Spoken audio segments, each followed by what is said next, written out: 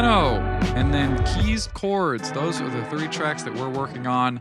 Let's just dive in. Let's get started with organ. Let's first just hear the organ track in isolation and just see what we're working with.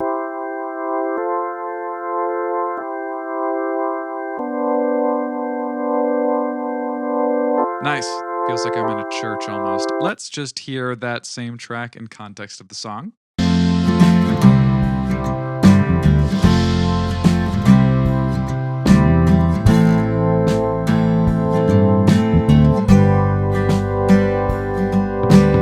Nice. What a wonderful little layer that is. That just adds such warmth, depth to the arrangement. Really nice. Okay. First things first, let's toggle on our high pass. We'll turn that on.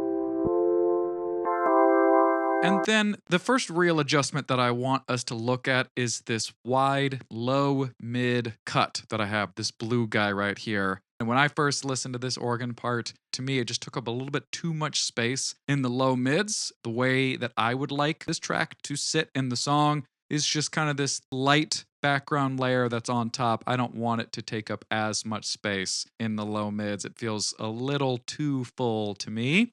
So let's just solo that region really fast and you guys can hear what I'm talking about.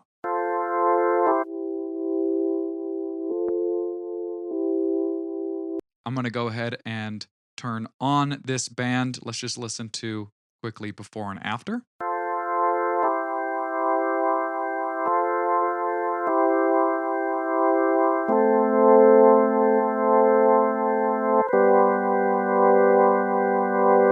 Great. Sounds good. Immediately feels a little less chunky, which is nice. The next adjustment I want to look at is this wide boost I have in the high mid range. Let's just hear what this range even is. Cool. Nice. It's all of the air of this track. It's all of the brightness of our organ. I just wanted more of that. That's to me the kind of the whole point. I want to spotlight emphasize that range. So I gave it a little boost. Let's hear some before and after.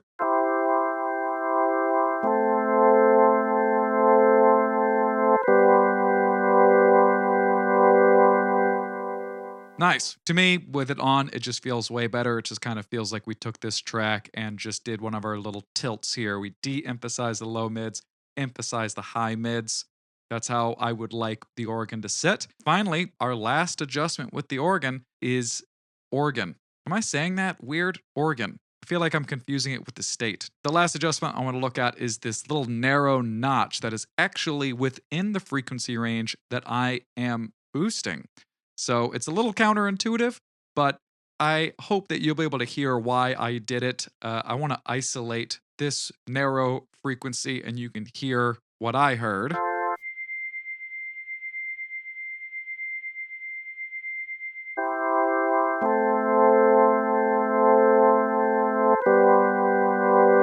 It's just so piercing. It's so piercing, and that's just a tone. That is a specific note that happens to basically be in every chord that the organ is playing, like no matter what phrasing it's doing, that like it just kind of was driving me a little bit crazy. So I wanted the overall brightness over the organ, but at the same time, there was that one little frequency that was driving me crazy. So I notched that down. And that's it. That's our treatment here. Let's listen to some before and after in the context of the song.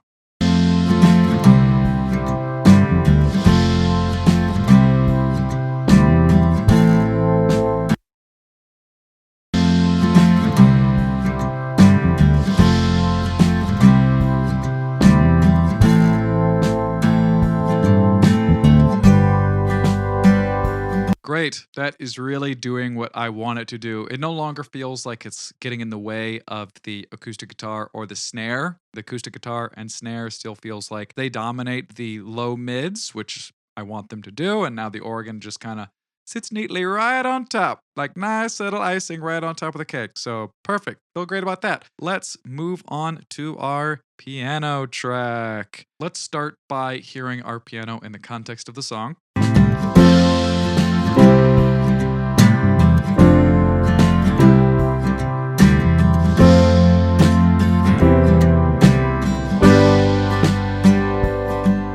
And now let's hear it in isolation.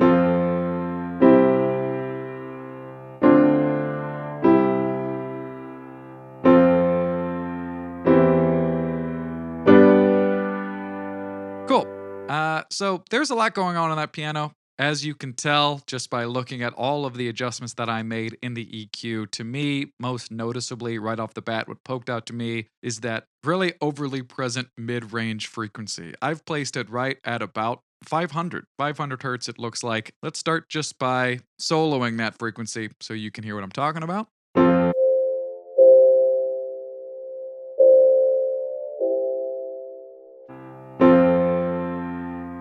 Nice, and when we turn that band on, it just like immediately feels 1,000 times better. And then while we're here, I just wanted to give some extra hate on this super narrow band here, right in the middle of the 500. I just wanted to like really punish it even more. So let's engage this additional narrow band we have going.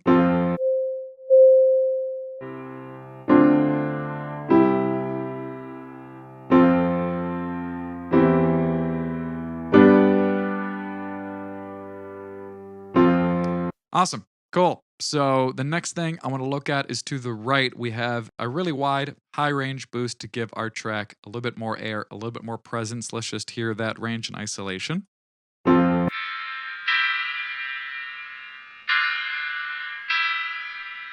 Nice. And now let's turn it on.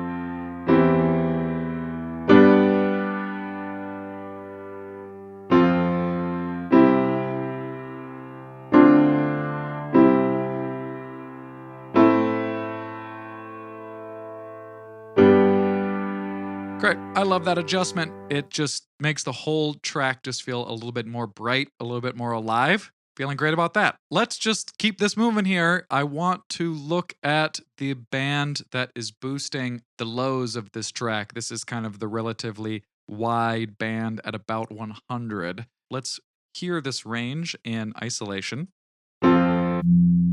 Nice, yeah. So just the base of our keys, which feels great. Want to give that a little bit more love. You can see I'm only giving it about 1 dB worth of a boost, but to me it feels worth it.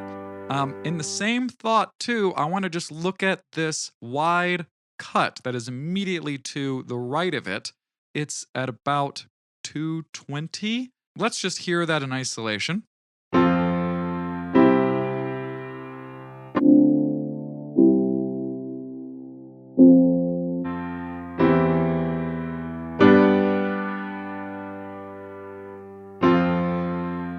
Great, so that's kind of capturing all of our low mids. To me, they feel just a little bit muddy, a little bit overpresent. But the real reason that I want to cut that is to further highlight the true bass notes of our keys. To me, I feel like our low end of our piano is a little lopsided. There's a little bit too much emphasis in the low mids, and I would just like the true foundation of this piano track to be the one that's highlighted. Finally, just to wrap up this piano, we added our high pass here.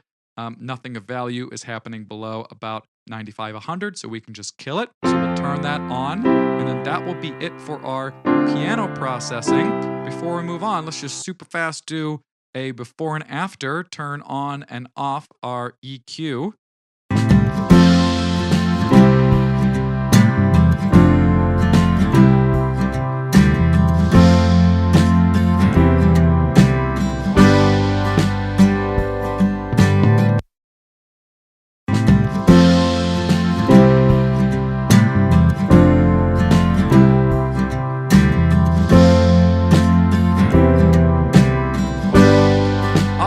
Feeling really good about our piano. It really feels like it just came alive. So let's move on to our third track of this video, which is going to be a keys chords track. Let's hear it in isolation. It's a really nice like ambient layer. Let's just hear what it is.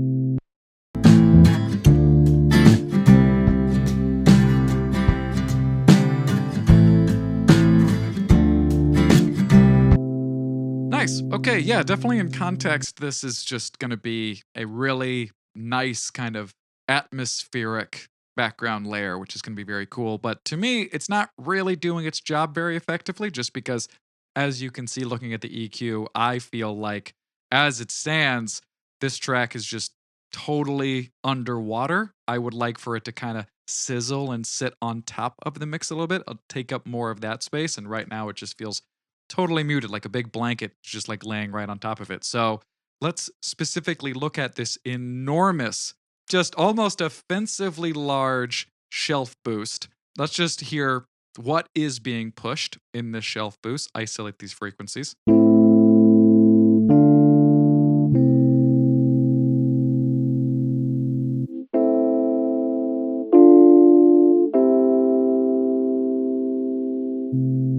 Yeah, it's basically every part of this track except for the bass notes, like literally like the bottom of the chord. So I want to take all of the air, all of the high end, the top end, and just push it aggressively. Let's toggle on this band. Hear the difference.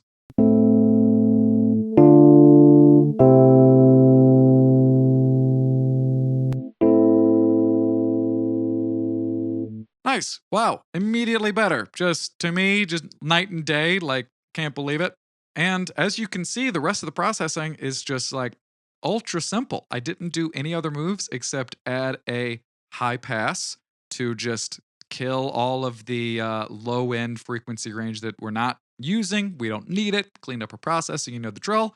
And then adding a low pass to kill the really, really high frequencies, the air frequencies, kind of everything above like 10K, 12K plus. I'm applying such an aggressive high shelf. I want to make sure that we're not pushing an excess amount of hiss, buzz, anything like that. So I'm just going to play it safe and just smooth round off our top. And then that's it. That's our whole processing for this cool atmospheric chords track. Now that we've done all that, let's just hear some before and afters in isolation and in context.